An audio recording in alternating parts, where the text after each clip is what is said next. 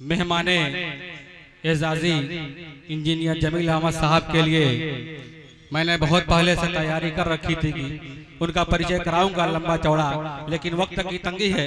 सिर्फ एक शेर के साथ उनको दावत सुखन देने जा रहा हूँ कि वो बच्चे रहमतों का साया घर पे डाल देते हैं, सदा सुनकर फकीरों की जो आटा डाल देते हैं।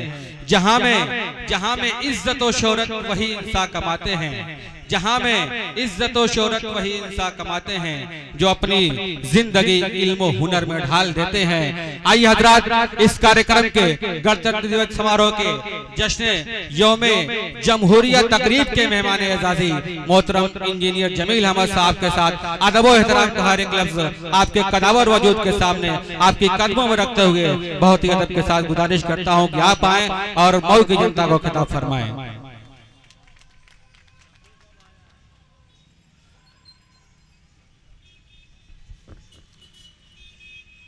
अस्सलाम वालेकुम। आज इस गणतंत्र दिवस के मौके पे आप तमाम बिरादरान वतन को इस स्टेज पे तशरीफ फरमा समाजवादी पार्टी के बड़े नेता और हमारे शहर के चेयरमैन जनाब तैयब फाल्की साहब, मैं तमाम लोगों को इस 74वें गणतंत्र दिवस की बहुत बहुत मुबारकबाद पेश करता हूं। और एक बात कहना चाहता हूं, बातें बहुत हुई हैं और ये प्रोग्राम लंबा भी हो गया है, लेकिन एक चीज मैं लगातार सबकी बातों में ढूंढ रहा था कि हमारे इस बिरादराने वतन कुछ बताया जाए। एक शिक्षक होने के नाते कुछ चीजों को आसान शब्दों में आपके पास रखा जाए और बताया जाए कि आज आप ये जहाँ पे जमा है इसका मकसद क्या है। अभी आप एक फिल्म आई है, उसके डायलॉग को बहुत एंजॉय कर रहे हैं, मगर सिर्फ एंजॉय मत कीजिए, उस डायलॉग के मतलब को समझिए कि अपनी कुर्सी की पेटी बांध लीजिए, मौसम बिगड़ने वाला है। इसका मतलब है बहुत गहरा। मैं आपको इसका मतलब भी बताऊंगा बहुत संक्षेप में, मगर मैं आपको एक चीज बताना चाह रहा हूं कि ये हिंदुस्तान जब से आजाद हुआ है, हमेशा हमसे पहले वालों ने और उनसे पहले वालों ने अपने पहले वालों से शिकायत की है कि हमारे लिए कुछ किया नहीं आपने। एक शेर है जो मैं अक्सर बोला करता हूं और वो ये है कि तुमने चाहा नहीं हालात बदल सकते थे। ये शिकायत है अपने बड़ों से, अपने पहले के लोगों से कि तुमने चाहा नहीं हालात बदल सकते थे, मेरे आंसू भी तेरी आंखों से निकल सकते थे, तुम तो ठहरे ही रहे झील के पानी की तरह, दरिया बनते तो बहुत दूर निकल सकते थे, दरिया बनते तो बहुत दूर निकल सकते थे। मेरे दोस्तों, मैं आपको एक बहुत छोटा सा डिफरेंस बताता हूं। जो यूपीएससी एस्पिरेंट होंगे, जो आईएएस और पीसीएस की तैयारी करते होंगे, उनको ये चीजें बहुत अच्छी तरीके से पता होंगी, लेकिन आम पब्लिक को ये चीजें नहीं पता होती हैं। अक्सर भाषण और तकारीर में भी ये चीजें गलत बोल दी जाती हैं। 15 अगस्त 1947 जिसको हम लोग इंडिपेंडेंस डे के रूप में मनाते हैं, यौम आजादी के रूप में मनाते हैं, आपको पता होना चाहिए कि जब हमारा देश 1947 को आजाद हुआ तो अंग्रेज क्यों नहीं छोड़ के गए। उनसे हमने क्यों नहीं कहा कि अब हम इंडिपेंडेंट हैं, आप यहाँ से जाओ। उन्होंने कहा कि अरे भाई, हम जाने को तो चले जाएं, मगर इतने बड़े देश को चलाओगे कैसे, तुम्हारे पास कोई कानून, कोई ज़ाब्ता, कोई सरकार है। हमने कहा नहीं है हमारे पास। तो उन्होंने कहा टाइम लो और एक संविधान बनाओ, संविधान बना के लागू करो। हमारे संविधान को बनाने का जो चरण, जो ड्यूरेशन लगा, वो 1946 से लेके 1949 तक चलता रहा। हमारे संविधान को बनाने में 2 साल 11 महीना और 18 दिन पूरा लगा। बहुत इंपॉर्टेंट बात बता रहा हूं कि संविधान बनने के बाद 26 नवंबर 1946 को ये संविधान, 47 को बनने के बाद भी ये संविधान, 49 को बनने के बाद भी ये संविधान लागू हुआ 26 जनवरी 1950 को। आखिर इसकी वजह क्या है, बस संक्षेप में बता दूं। क्यों? क्योंकि 1930 में 26 जनवरी 1930 को कांग्रेस पार्टी ने सबसे पहले पूर्ण स्वराज की मांग की थी, फुल्ली इंडिपेंडेंसी की मांग की थी, उसी तारीख को जिंदा रखने के लिए। क्यों? क्योंकि अगर 27 जनवरी को, 30 जनवरी को, 29 जनवरी को यह संविधान लागू किया जाता तो तारीख और तारीख बहुत ज्यादा हो जाती, और जब कोई चीज ज्यादा होती है तो उसकी अहमियत कम हो जाती है। इसीलिए पूर्ण स्वराज की स्थिति को याद रखने के लिए हमने 26 जनवरी 1950 को इस कानून को लागू किया। हम बहुत शान से कहते हैं कि हमारा देश रिपब्लिक भी है और डेमोक्रेटिक भी है।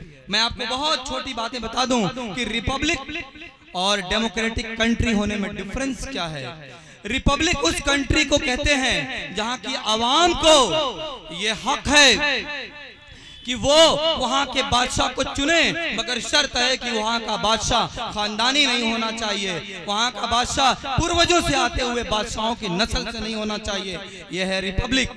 मगर डेमोक्रेटिक में अवाम के पास ये पूरा हक है कि वो चाहे बादशाह की नस्ल में से चुन ले, चाहे किसी आम अवाम को भी चुन के बादशाह बना दे। रिपब्लिक का खुला मतलब है कि जितनी भी बड़ी पोजीशन होंगी इस देश की वो सब बाई इलेक्शन आएंगी। सब हम we people of India we can elect to whom we want, जिसको हम चाहते हैं हम उसी को चुनेंगे। ये है रिपब्लिक। और हमारा देश, इस पे अगर आप सवाल पूछना चाहते तो पूछते कि जवाहरलाल नेहरू की बेटी थी इंदिरा गांधी, आखिर वो एक खानदानी थी, उनको हमने क्यों चुना? तो हम कहते हैं कि हमारा देश डेमोक्रेटिक भी है और रिपब्लिक भी है। आज जिसके लिए हम लोग यहाँ इकट्ठा हैं, आपको मैं थोड़ी सी उसकी अहमियत से आगाह करा दूं कि ये संविधान ने हमें दिया क्या। इस संविधान ने हमें आजादी दी, आजादी घर बनाने की, आजादी यहाँ खड़े होकर बोलने की, आजादी यहाँ पे बैठ के सुनने की, आजादी सवालों जवाब को, तखयलात को तबादला करने की, आजादी अपने शादी ब्याह को करने की, आजादी तालीम लेने की, आजादी त्योहार के मनाने की, और दूसरा जो हमें दिया वो इक्वालिटी का, कि हम सारे हिंदुस्तान के लोग इस संविधान के तहत हम किसी को उसकी जाति के भेद पे, उसके सेक्स यानी उसके मेल और फीमेल होने के बेस पे, उसके जगह के बेस पे, उसके रंग के बेस पे हम मतभेद नहीं करेंगे। सबको समानता दी, इक्वालिटी दी। और तीसरा जो अभी किसी ने कहा था, बंधुता यानी बिरादरान का जो हक दिया वो ये है कि एक त्योहार ये एक राष्ट्रीय पर्व है, और त्योहार का हम बहुत बेसिक मतलब समझते हैं कि त्योहार का मतलब गले मिलना, त्योहार का मतलब मोहब्बतों को बांटना। तो आज ये एक त्योहार है जिसने आज के दिन हमें इस हिंदुस्तान में आजाद रहने का बहुत बड़ा हक दिया।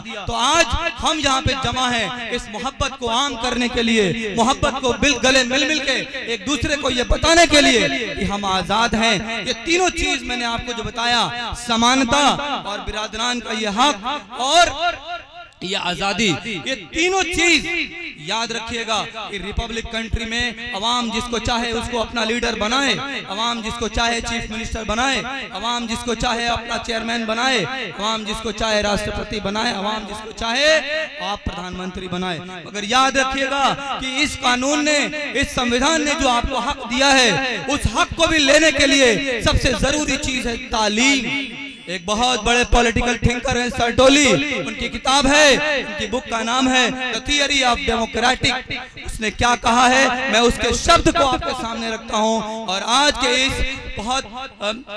इस भारत में वो बात लागू हो रही है। उन्होंने कहा था कि लोकतंत्र बहुत ही कठिन चीज है, लोकतंत्र बहुत कठिन चीज है, और इतनी कठिन चीज है कि इसको चलाने के लिए किसी विशेषज्ञ की जरूरत है। नहीं तो एक ऐसा विशेषज्ञ होना चाहिए जो इस लोकतंत्र को चलाए, जिसमें ये एबिलिटी हो तो वो इस लोकतंत्र को भीड़ तंत्र से अलग कर सके।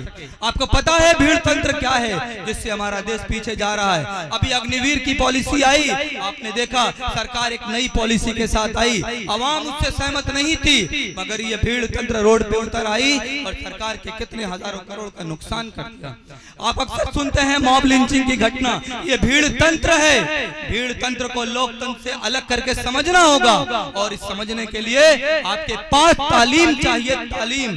अभी आप बड़ों का हक दे पाएंगे, छोटों को पे शफकत कर पाएंगे और आपके साथ अन्याय क्या हो रहा है आप उसको समझ पाएंगे।